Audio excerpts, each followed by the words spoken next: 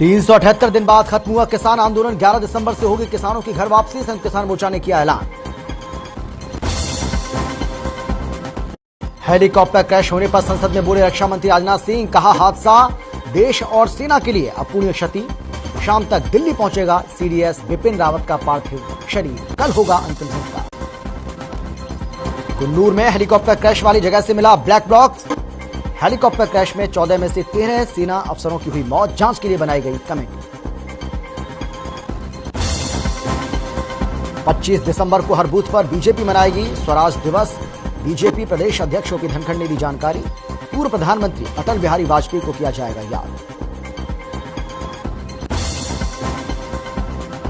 तीसरे स्थापना दिवस पर झज्जर में जेजेपी ने की जन सरोकार रैली। मंच पर जेजेपी नेताओं का लगा जमावड़ा। बड़ी संख्या में पहुंचे कार्यकर्ता।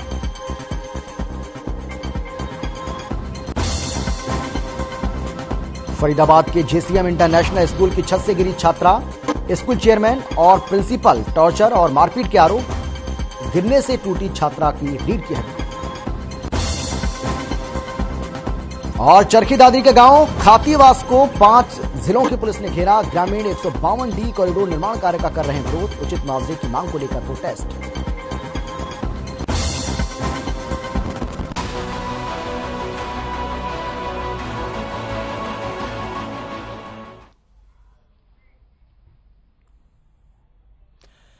नमस्कार, आप देख रहे हैं हर खबर हरियाणा और आपके साथ मैं हूं अमित शर्मा। इस वक्त की एक बड़ी खबर आपको हम बता दें। फरीदाबाद से बड़ी जानकारी आपको हम दे रहे हैं। फिर से पैर पसार रहा है एक बार कोरोना, क्योंकि 12 नए मरीज यहां पर सामने आए हैं। और जानकारी यह है कि एक मरीज कोरोना से ठीक भी हुआ है। आज कोरोना के चलते किसी की मौत नहीं हुई। ये एक सुखद खबर सामने आई। और कोरोना से 99.25% लोग ठीक होकर अपने घर भी वापस लौटे। ये बड़ी जानकारी आपको हम दे रहे हैं। लेकिन कोरोना एक बार फिर से पैर पसार रहा है और इस बात का अंदाजा आप इसी से लगा सकते हैं कि एक साथ 12 नए मामले एक बार फिर से जिले में सामने आ गए। अच्छी बात यह रही है कि आज कोरोना से किसी की कोई मौत नहीं हुई है और ठीक होने वाले की जो संख्या है वो भी लगातार बढ़ती हुई नजर आ रही है। ये बड़ी जानकारी आपको हम दे रहे हैं। फरीदाबाद में कोरोना के 12 नए मरीज सामने आए हैं। ये अपने आप में बड़ी चिंता का विषय और ऐसा लग रहा है कि प्रदेश में एक बार फिर से कोरोना के मामलों में जो बढ़ोतरी हो रही है ये एक बड़ी चिंता का विषय है। बड़ी चिंता इसलिए भी हो जाती है क्योंकि ओमिक्रॉन के मामले भी देश में जिस तरीके से 23 मामले अब तक सामने आ चुके हैं और ऐसे में ओमिक्रॉन के मामलों का सामने आना और उसके बाद हरियाणा के अगर हम कोरोना के मामलों की बात करें तो इसमें कोई बहुत ज्यादा इजाफा नहीं हुआ है, लेकिन धीरे धीरे ही सही लेकिन मामलों में इजाफा होता हुआ नजर अब आ रहा है। और इसीलिए बड़ी चिंता इस बात की है कि आने वाले समय में अगर लोगों ने एहतियात नहीं बरती तो ये आंकड़ा बढ़ सकता है।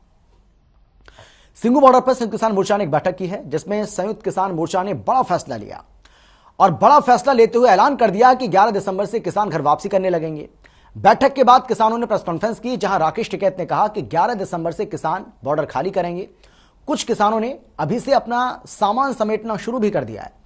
योगेंद्र यादव ने कहा कि सरकार से कई बातों पर सहमति बन गई जिसके बाद आंदोलन स्थगित करने का फैसला लिया। इस दौरान गुरनाम सिंह चनूनी ने कहा है कि आंदोलन अभी खत्म नहीं हुआ है। अगर सरकार अपनी बातों से मुकरती है तो फिर से आंदोलन का आगाज किया जाएगा।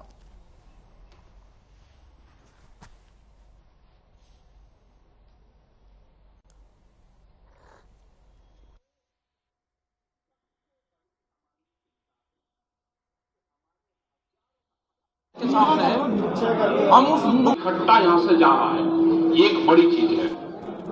और 11 तारीख से जो बॉर्डर है हमारे हैं वे खाली होने शुरू हो जाएंगे 11 तारीख से।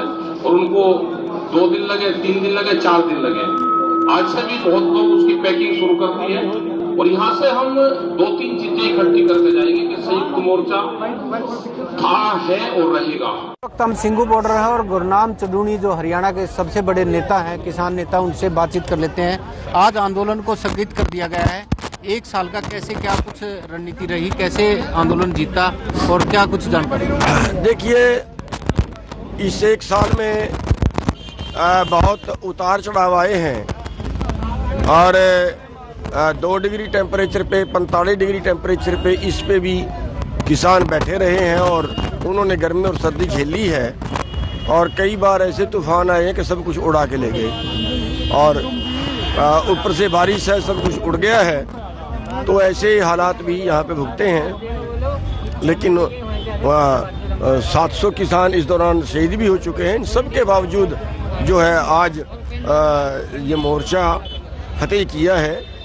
और सवाल ये नहीं है कि 3 काले कानून वापस हो गए हैं। सवाल इस चीज़ का है कि जो दुनिया की पूंजीवादी ताकतें हैं, जो पूरी दुनिया के कारोबार पे कब्जा कर रही हैं, ये उनका मुंह तोड़ जवाब है। जो सबसे बड़ी हमारी चिंता थी कि हमारे हजारों साथियों पे केस है तमाम राज्यों, सरकार की तरफ से परसों जो प्रस्ताव आया था वो ये था कि पहले आप आंदोलन वापस लो, उसके बाद हम केस वापसी की बात करेंगे। हमने उसे खारिज किया और अब भारत सरकार ने कमिट किया है कि यूपी, उत्तराखंड, हिमाचल प्रदेश, मध्य प्रदेश और हरियाणा सरकार ने इसके लिए पूर्णतः सहमति दी है कि तत्काल प्रभाव से आंदोलन संबंधित केसों को वापस लिया जाएगा। बच गई यूटी और दिल्ली, उसके बारे में है भारत सरकार, सेंट्रल गवर्नमेंट के, भारत सरकार के संबंधित विभाग और एजेंसियों तथा दिल्ली सहित सभी यूटी में आंदोलनकारियों और समर्थकों पर बनाए गए आंदोलन संबंधित सभी केस भी तत्काल प्रभाव से वापस लेने की सहमति है। हमने कहा था समर्थकों के खिलाफ भी केस है, उस पर भी करो। हमने कहा था कि यूटी में दिल्ली का नाम स्पेशली आना चाहिए और बाकी राज्यों को चिट्ठी लिखी जाएगी, उसके बारे में भी सहमति हो गई। मुआवजे का सवाल था, उस पर हरियाणा और यूपी सरकार ने सैद्धांतिक सहमति दे दी है। बिजली बिल, जिस पे हमें ऐतराज था कि इससे किसान को नुकसान हो सकता है, सरकार ने लिखित में मान लिया है कि बिजली बिल पर संयुक्त किसान मोर्चा से चर्चा होने के बाद ही ये बिल संसद में पेश किया जाएगा, उससे पहले नहीं होगा। रह गई बात एमएसपी की।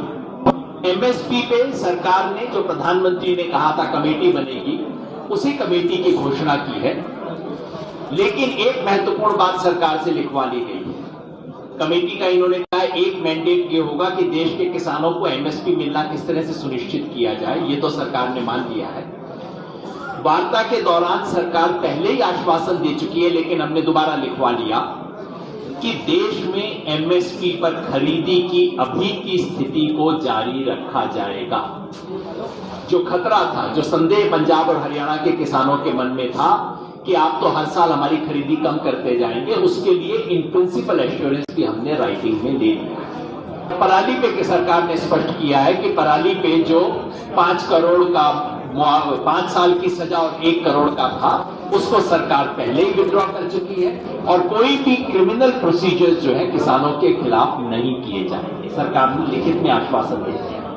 इन सब चीजों को देखते हुए, ओवरऑल मूल्यांकन करते हुए, क्योंकि देखिए 100 में से 100 बात कभी ना मानी जाती है और किसान को तो जो भी मिलता है संघर्ष से ही मिलता है, इसलिए हमने तय किया है कि मोर्चे की परसों 11 तारीख से देश भर में, ये दिल्ली के 6 बॉर्डर है वहां तो चल ही रहा है, देश के बाकी जगह टोल प्लाजा पे धरने गांव में लोगों ने लगा रखे हैं, सभी को परसों विजय बना के, कल हम मनाना चाहते थे लेकिन कल हमारे सेना के जवानों, सेना अध्यक्ष की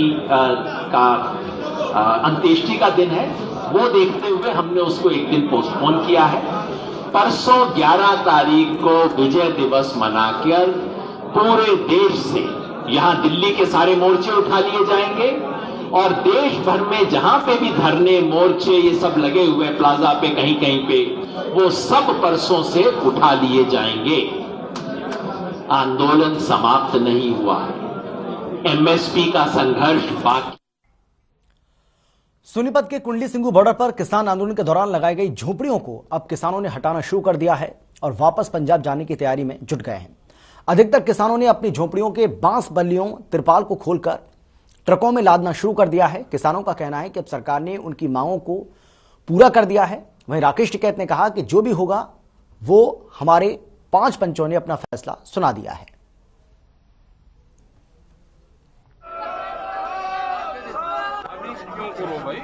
जी नहीं लगने का अभी रुक जा। नुक्ते के हेर फेर में भी खुदा 26 जनवरी में जो हमारे किसानों ने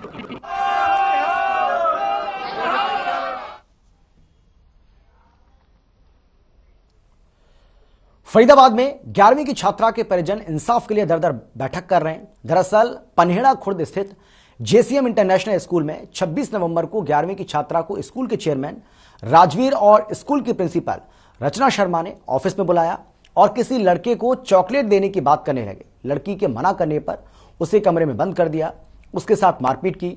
वहीं चेयरमैन और प्रिंसिपल के जाने के बाद लड़की मौका देखकर वहां से भागने लगी। स्कूल की दूसरी मंजिल पर पहुंच गई, जहां डर के चलते लड़की का दूसरा मंजिल से पैर फिसल गया, जिससे लड़की का एक पैर फ्रैक्चर हो गया और रीढ़ की हड्डी टूट गई, जिसके बाद उसे अस्पताल में भर्ती कराया गया, जहां उसका इलाज चल रहा है। आपको बता दें कि शिकायत के बाद भी अभी तक छात्रा के परिजनों को इंसाफ नहीं मिला है। वहीं पुलिस का कहना है कि मामला दर्ज कर लिया गया है और जल्द ही आरोपियों को गिरफ्तार कर लिया जाएगा।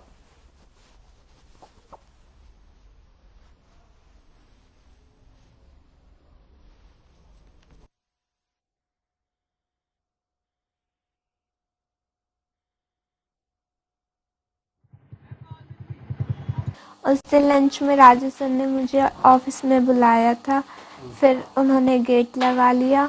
उन्होंने मुझसे रचना मैम ने पूछा कि तूने किसी को चॉकलेट दी है, हमने मना कर दिया। हमारे मना करने के बावजूद उन्होंने हमारे ऊपर बहुत ज़्यादा प्रेशर किया। फिर हमारे मना करने पे उन्होंने मुझे दूसरे ऑफिस में बंद कर दिया। बहुत टाइम 2 पीरियड निकल गए, फिर भी उन्होंने हमें ऑफिस में बंद रखा। फिर रचना मैम और राजू सर आए, उन्होंने हमें ऑफिस में दूसरे ऑफिस में लेके गए। फिर राजू सर ने बोला कि मैम काटो इसे। पहले राजू सर ने मारा, फिर रचना मैम। फरीदाबाद में ओमिक्रॉन को लेकर स्वास्थ्य विभाग पूरी तरह से सजग नजर आ रहा है। जिले में विदेशों से आए 104 लोग ट्रेस नहीं हो पा रहे हैं। सीएमओ के अनुसार इनका पता और फोन नंबर गलत पाए गए हैं, इसीलिए अब इन लोगों की सूची पुलिस कमिश्नर को भेज दी गई है, जिन्हें अब स्थानीय पुलिस अपने स्तर पर खोजने की कोशिश करेगी। साथ ही सीएमओ ने कहा है कि हाई रिस्क देशों से अब तक जिले में 490 लोग आए हैं, जिनमें से 222 लोग ऐसे जो 8 दिन का पीरियड पूरा कर चुके हैं। वहीं सीएमओ के अनुसार स्वास्थ्य विभाग ने 118 लोगों को ट्रेस करके उनके सैंपल ले लिए, जबकि 104 लोग अभी तक ट्रेस नहीं हो पाए।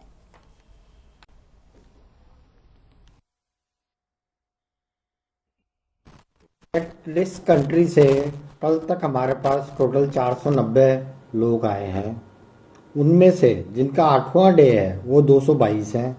इनमें से 118 को हमने ट्रेस कर लिया, उनके सैंपल ले लिए हैं। 104 लोग हमें अभी ट्रेस नहीं हो पाए हैं, जिनकी सूचना हमने कमिश्नर पुलिस को दे दी है। वो हमें हेल्प करेंगे आगे इनको ट्रेस करने में। तो यानी कि अब इनको पुलिस ट्रेस करेगी जो खुद संपर्क नहीं कर रही। हाँ, जो खुद संपर्क नहीं कर रहे हैं, अपना एड्रेस गलत दे रखा है या फिर मोबाइल नंबर गलत दे रखा है, हमने नेम पुलिस डिपार्टमेंट को भेज दिए बाई नेम, और जो भी फ़ोन नंबर और एड्रेस हमारे पास उपलब्ध है भेज दिया है। वो ट्रेस करके हमें बताएंगे और हम उसी समय जैसे ही ट्रेस होंगे हम उनका सैंपल लेके भेज देंगे।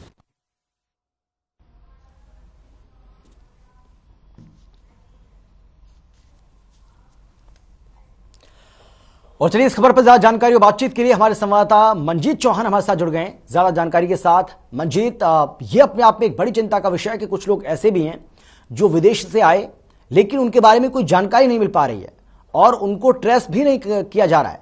यह अपने आप में एक बड़ी चिंता, वो भी ऐसे समय में जब ओमिक्रॉन लगातार अपने पैर देश के अंदर पसार रहा है। हाँ जी अमित जी, देखिए लगातार ओमिक्रॉन के मामले लगातार देश में पैर पसार रहे हैं, लेकिन इसके बावजूद जो देश से अभी तक जो स्वास्थ्य विभाग के अनुसार अभी तक 490 लोग कल तक ट्रेस हुए थे, जो उसमें से जहां 222 लोग यहां पर ट्रेस किए गए और 222 में से 118 लोगों के सैंपल दे दिए गए हैं। लेकिन जो 104 हैं जिनके मोबाइल नंबर और एड्रेस तक सब गलत है और जिसको स्वास्थ्य विभाग की काफी चिंताएं बढ़ा दी हैं, क्योंकि 104 जो लोग विदेश से आए थे उनको ट्रेस किया जा रहा है, लेकिन उसके बावजूद वो ट्रेस नहीं हो रहे क्योंकि उनके मोबाइल नंबर गलत हैं, उनके एड्रेस गलत हैं, जिसको लेकर अब स्वास्थ्य विभाग की चिंताएं लगातार बढ़ रही हैं, जिसको लेकर उन्होंने आज पुलिस कमिश्नर को वो लिस्ट सौंप दी है और वह अब पुलिस उनको ढूंढेगी कि कहां कहां पर हैं ये जो विदेश से आए हैं 104 लोग, क्योंकि वो अभी तक कोई संपर्क नहीं कर रहे हैं। मंजीत देखिए, बड़ी चिंता इसलिए भी है क्योंकि ये कहा जा रहा है कि ना तो उनके बारे में कोई जानकारी मिल पा रही है, ना उनका कुछ पता है, और उनके जो फोन नंबर है वो भी गायब है, फोन नंबर भी नहीं है प्रशासन के पास। तो ऐसे में इन लोगों को ट्रेस कैसे किया जाएगा, तो ये भी एक बहुत बड़ा सवाल है। ये भी बहुत बड़ा सवाल है, क्योंकि जो उन्होंने फोन नंबर दिए हैं वो भी फोन नंबर गलत हैं, और जो उन्होंने एड्रेस लिखवाए हैं वो भी एड्रेस गलत है, और जिसको लेकर अब स्वास्थ्य विभाग की चिंताएं इसी को लेकर ज्यादातर बढ़ रही हैं, क्योंकि ओमिक्रॉन जहां लगातार अपने पैर पसार रहा है, इसी को लेकर अब स्वास्थ्य विभाग ने यह जिम्मा पुलिस को सौंप दिया है। अब पुलिस अब उनको कैसे ट्रेस करती है या कैसे ढूंढती है, ये अब पुलिस का जिम्मा है, क्योंकि पुलिस उसको ढूंढेगी।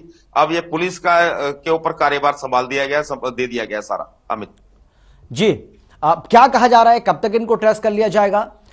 एक तो ये बात, और दूसरी बात यह है कि देखिए, क्योंकि फरीदाबाद की अगर हम बात करें तो यहां पर कोरोना के भी नए मामले सामने आए हैं, ऐसे में चिंताएं और ज्यादा बढ़ रही हैं। 12 नए मामले आज एक बार फिर से सामने आ गए, तो चिंताएं लगातार बढ़ती जा रही हैं।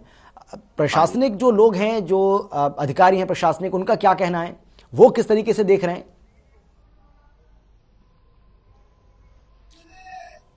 ऐसा अमित जी, अभी पुलिस कमिश्नर को इसकी लिस्ट दी है, अब अभी पुलिस कमिश्नर का कोई बयान नहीं आया है कि आगे वो कब तक इसको ढूंढ पाएंगे जो विदेश से आए हैं 104 लोग, क्योंकि अभी तक इनकी कोई खबर नहीं मिल रही है, क्योंकि स्वास्थ्य विभाग ने जो अपने स्तर पर जांच की थी उन पे उनका कोई भी अता पता नहीं है, ना ही उनका मोबाइल नंबर सही है और ना ही उनका कोई एड्रेस सही है। अब उन्होंने जब पुलिस कमिश्नर को लिस्ट दी है, पुलिस कमिश्नर का भी कोई बयान सामने नहीं आया है कि वो कब तक इसको ढूंढ के स्वास्थ्य विभाग के सुपुर्द करेंगे, और यहां तक कहा जा रहा है कि उनके ऊपर FIR तक भी दर्ज हो सकती है।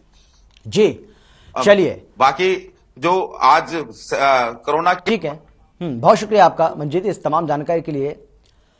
तो देखिए, ये एक बड़ी चिंता का विषय, लेकिन प्रशासन का ये कहना है कि वो कोशिश में लगे हुए हैं कि किस तरीके से अब इन लोगों को ट्रेस किया जाए और उसके बाद आगे की जो कार्रवाई है वो की जाए। आगे बढ़ते हैं। साइबर सिटी गुरुग्राम में लगातार कोरोना के मामलों में इजाफा हो रहा है। हालांकि अभी तक ओमिक्रॉन का कोई मामला यहां पर सामने नहीं आया है, लेकिन चिंताएं जरूर बढ़ती हुई नजर आ रही हैं और प्रशासन की ओर से भी तमाम जो कोशिशें वो की जा रही हैं।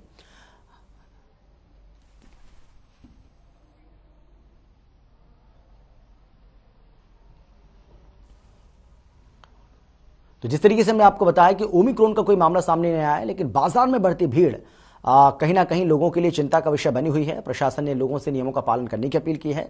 साथ ही विदेश से आने वाले लोगों पर भी स्वास्थ्य विभाग की पैनी नजर बनी हुई है।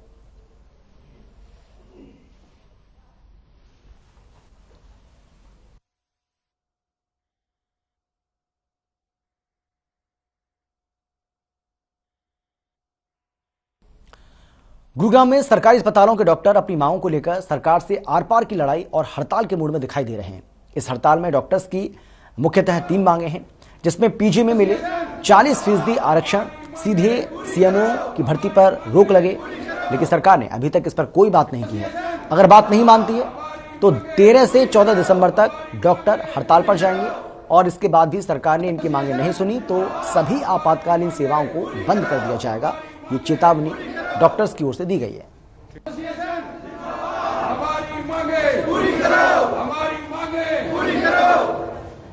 13 तारीख सोमवार को हमारा जो पहला है वो यही हम डिसाइड किया गया है कि सोमवार को ओपीडी बंद रहेगी।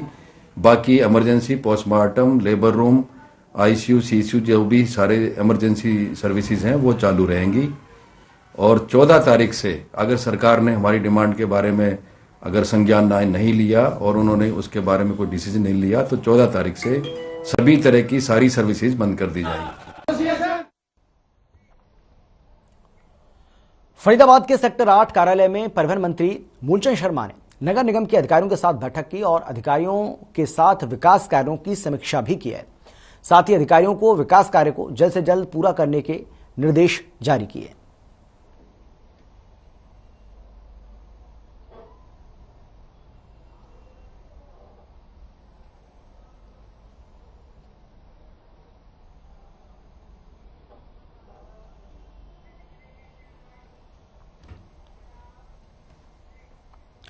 फरीदाबाद के तिगांव से विधायक राजेश नागर ने तिगांव से नीमका जाने वाली सड़क का उद्घाटन किया।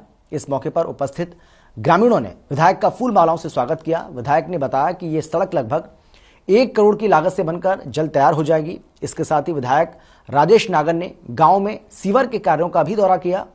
दौरे के समय विधायक ने लोगों को समझाते हुए कहा कि सरकार के साथ आम जन का भी कर्तव्य है कि अपने आसपास साफ सफाई रखें।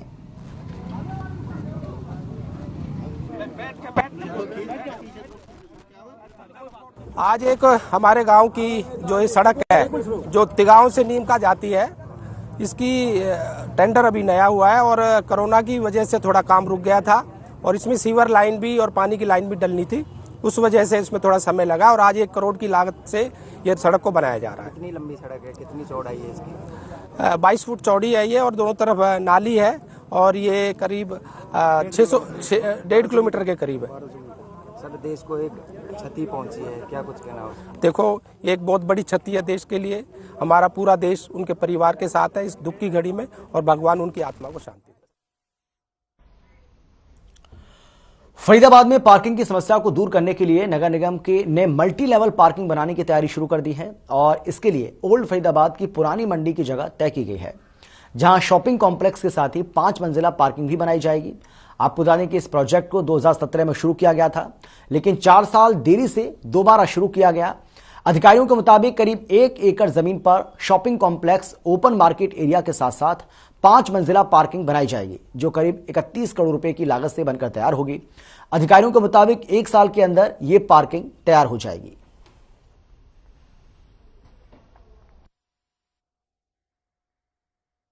इसमें हमारे पास जो ओल्ड की मार्केट है वहाँ पर हमारे पास करीब 1 एकड़ की ज़मीन है जो एमसीएफ की लैंड है हमारे पास वहाँ पर, और उस एमसीएफ की लैंड के ऊपर हम लोगों ने इसमें किया कि अराउंड हमारी 102 व्हीकल वो हमारे पार्क हो सकते हैं। तो अभी हमने उसका एक प्राइमरी कॉन्सेप्ट तैयार कर लिया है और जो हमारी एजेंसीज हैं, पीएमसी हैं, उनसे हमने एक इसका एस्टीमेट तैयार किया कि हमारा उसमें अराउंड 102 व्हीकल खड़े हो सकते हैं और वो रोबोटिक उसके हिसाब से हमने उसको तैयार किया, उसका एस्टीमेट तैयार करवा लिया अभी उसका। तो उसमें यह है कि जितना भी हमारी ओल्ड की जो एरिया है, ओल्ड की जो मार्केट है, या 16 सेक्टर के 18 सेक्टर के जो लोग, वो काफी कंजेस्टेड एरिया है। लोग अभी क्या करते हैं कि रोड के ऊपर व्हीकल खड़ा कर देते हैं और व्हीकल खड़ा होने के कारण वो पूरा एरिया पूरा कंजेस्टेड हो जाता है। तो अगर ये हमारा 102 व्हीकल की अगर हमारी पार्किंग तैयार हो जाती है तो उसमें लोगों को एक बेनिफिट हो जाएगा कि वहां पे पार्किंग का अच्छा स्पेस मिल जाएगा और लोगों को उसको। और इसके साथ मेट्रो सिटी में फिलहाल इतना ही। छोटे से ब्रेक के बाद फौरन लौट रहे हैं। आप देखते रहिए हर खबर हरियाणा।